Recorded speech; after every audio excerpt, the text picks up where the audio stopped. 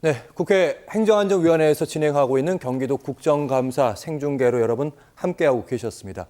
두 분의 전문가와 저희 함께하고 있는데 오전부터 오후까지 김철은 교수님 처음에는 뭐 코나이부터 시작해서요. 그리고 나중에는 이제 일산적인 무리와 정책질이 많이 나왔다가 이제 최근의 현안이죠. 지금 오물풍선, 뭐 대남 전단, 뭐 이런 얘기도 많이 나오네요. 예.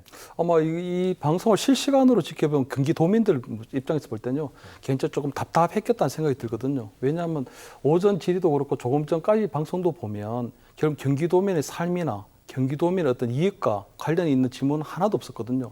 아마 제가 볼 때는 우리 국감이라고는 하지만 굉장히 거창 국감이라고 하지만 국회의원도 굉장히 좀 준비가 안 됐다. 어떻게 보면 경기도의원의 행정사무 수준에 불과했다는 생각이 들고요.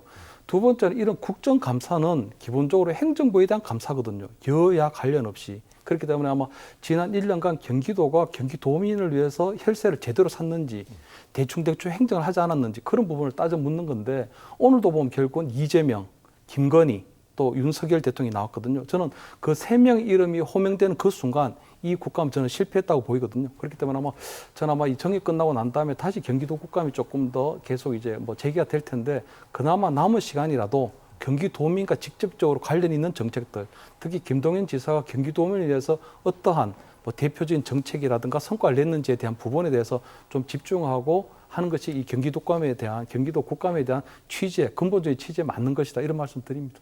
네.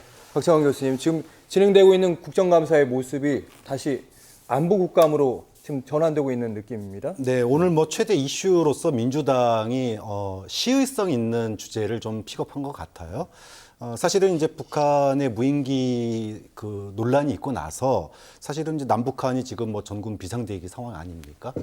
이러다 보니 지난 몇 달 동안 파주 시민이나 접경 지역의 시민들이 겪는 소음 공해 굉장히 심했습니다. 또 오물풍선으로 인한 뭐 인명 사고나 또는 뭐 경제적인 피해도 있었기 때문에 좀 이 부분에 대해서 특히나 24시간 그 엄청난 소음에 시달리는 걸 생각한다면 충분히 파주시장의 어떤 그 이야기를 통해서 듣는 자리가 우리가 좀 공감대를 형성하는 그런 자리가 아니었나 싶어요. 근데 거기까지는 좋았는데 이 문제를 우리가 어떻게 풀어갈까? 앞서 파주시장도 잠깐 얘기했지만 안보에도 여야가 없고요. 평화에도 여야가 없습니다. 그렇다면은 안보를 굳건하게 지키면서도 우리 국민의 삶이 일상이 깨지지 않는 그런 것들을 유지하기 위해서 머리를 맞대야 되는 게 국회 아니겠습니까?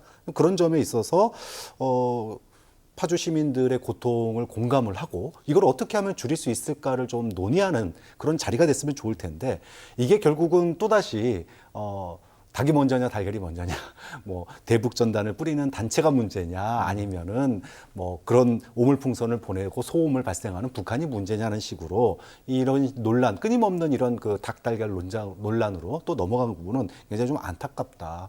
또 풀 문제는 풀고 또 지킬 건 지켜야 되는데 좀 그런 점에서 우리가 공감대를 형성하는 것과 그 문제를 풀어가는 그런 방식의 문제에 있어서는 국회의 한계를 좀 더 보이지 않았나 싶어서 국민들 입장에서 보면 안타깝습니다.